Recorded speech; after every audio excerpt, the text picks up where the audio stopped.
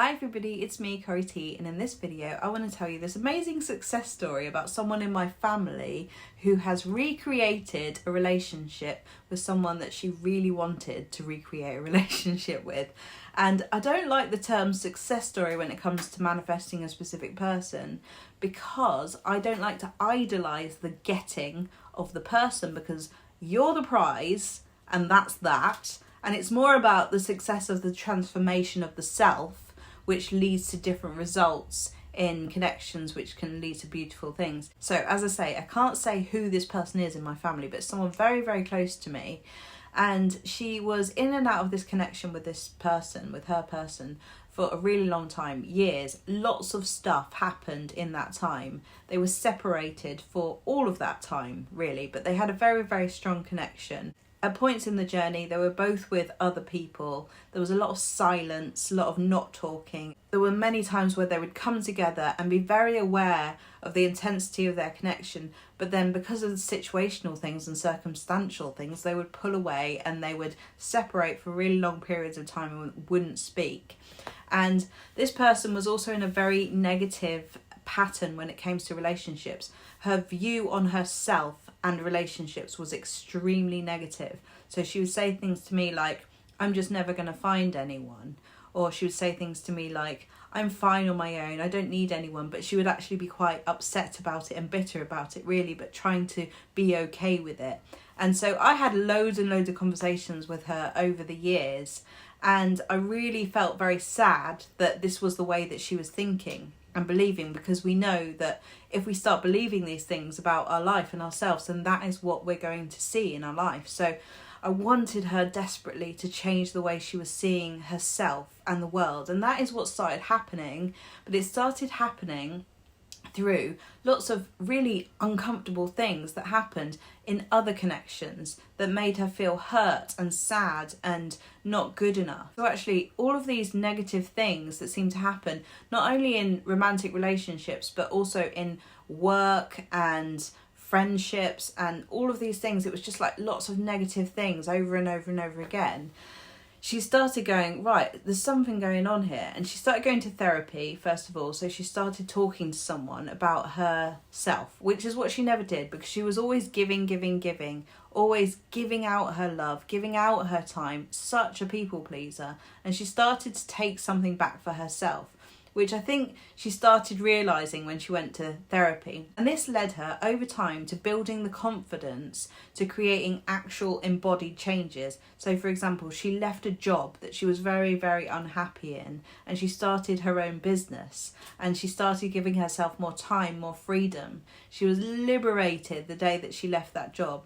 She was also in other connections that were quite toxic, and she started saying no to people. So she started putting boundaries up, she started pulling away from people that were really causing her a lot of distress, and things started really changing.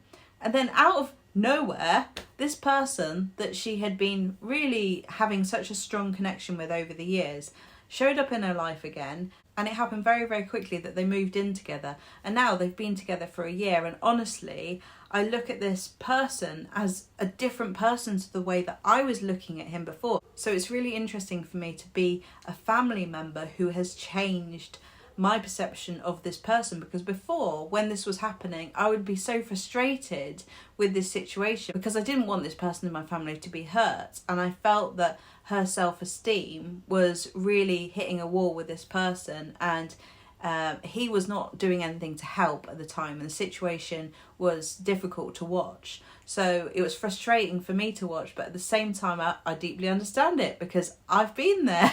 We all know what it's like to be wanting someone that no one wants you to want. So yeah, that was really interesting, that my perception of this person has transformed to the point where I'm like, wow, it's amazing. Their relationship is amazing. It's beautiful. They've got such a lovely bond. But not only that, but this person actually recently bought me a car. So what's so interesting about that is that I was manifesting that someone would just buy me a car, and it just happened to be that it was this person's person.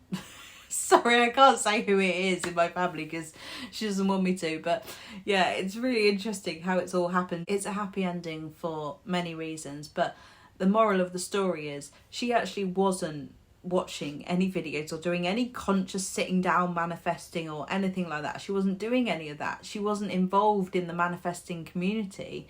She had me talking about things and, you know, trying to inspire her, trying to be positive, trying to, you know, influence the way that she was thinking. You know, it's very difficult with family members because you can't really do that to the extent that you could if you weren't so close. So I would really try, but only as much as I could, to talk to her.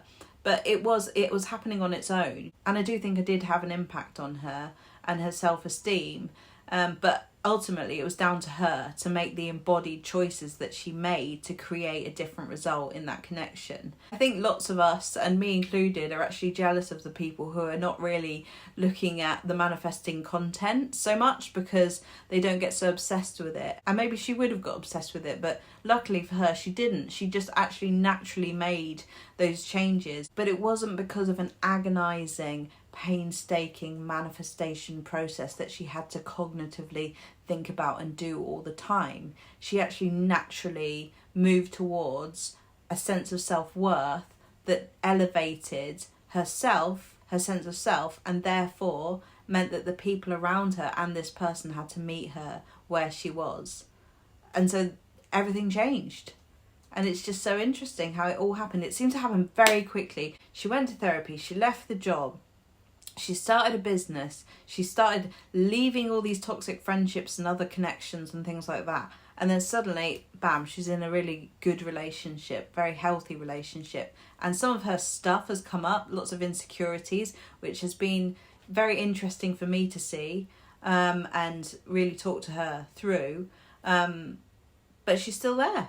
And she's still creating this amazing relationship. And it just keeps getting better and stronger. And it's really beautiful to see. So to me, what this says is that it really is about the embodied changes that you make whenever you realise, oh my God, enough is enough. I'm not putting up with this version of my life and this version of these relationships and this version of how I feel about myself. I'm not putting up with it anymore.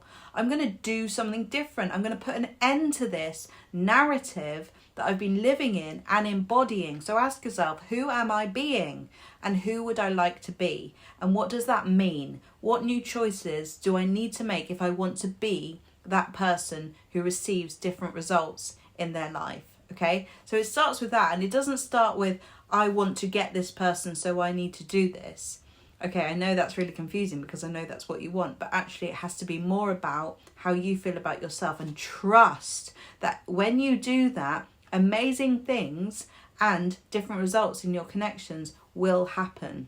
Okay, so that will be a ripple effect of you realizing and embodying the person that actually believes that they are worth those changes. This embodiment part is the difficult part, okay? This means facing those uncomfortable feelings that come up when we're triggered. And this is what we do with the Conscious Creators Masters Academy. And it gives us that support for us creating those changes when it gets difficult. So if you would like to find out any more about the Conscious Creators Masters Academy, just let me know. There's lots of information on my website, but if you'd like to book a 30-minute call with me to find out where you're at and if this program will be right for you at this time in your life, I'd love to speak to you. There are 5 spaces left. And if not, then I'll see you in the next video. Bye.